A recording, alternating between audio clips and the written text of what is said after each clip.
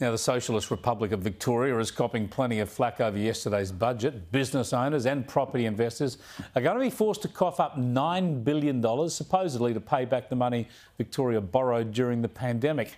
Payroll tax is up and property investors will pay an average $1,300 more in land tax each year. As usual, Premier Daniel Andrews reckons he's got it right. Well, I did lock people in their homes for a couple of years, mate, and I didn't do that for political benefit. I did it because it was the right thing to do. As I said to you, with the greatest of respect, tell me if I'm wrong, but I think I've demonstrated to the Victorian community really clearly that I'm not just about doing the popular thing, I'm about doing what's right.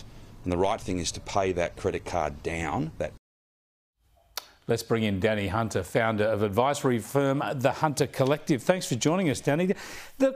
Daniel Andrews here, it's really old-fashioned sort of politics of envy taxing. He thinks he can tax landholders, landlords and investors. He can tax big business with payroll tax, can tax even private schools with payroll tax. But in the end, all these taxes are going to flow through the economy, aren't they, and hurt a lot of other people?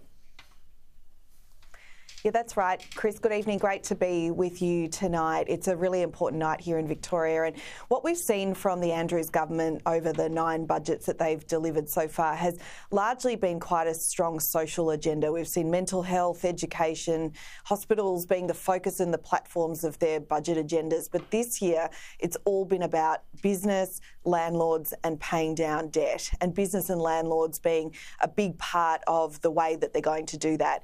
We've seen some really interesting things come out in the 24 hours before the budget, where they softened the blow somewhat, both in terms of raising payroll tax thresholds so that there would be less small businesses paying payroll tax, and also delivering quite a significant economic reform in terms of transferring stamp duty to land tax where it comes to industrial and commercial properties. But that certainly didn't go as far as what they announced on budget day, which was significant increases in payroll tax through what they're calling a COVID debt levy, which effectively doubles the mental health levy that was introduced 2 years ago, and also an increase in land tax for those properties that are not the principal place of residence, but that second, third and onwards home, industrial property, office, anything that attracts land tax. Yeah, but we all know about the cost of living crisis and the housing crisis. We all know how tough it is for renters at the moment, and there's this sort of rhetoric as if they're hitting the capital, if you like, in old-fashioned terms. But landlords are going to have to pass these costs on directly to renters, aren't they, if they're not going to get rid of the properties as holiday homes? These extra costs, levies, taxes, call them what you will, certainly will flow through the economy. And we've seen a very strong response from property bodies, particularly the real estate industry, talking about how incredibly impactful this is going to be on rents at a time when rents are increasing exponentially across the city and also in our regional areas.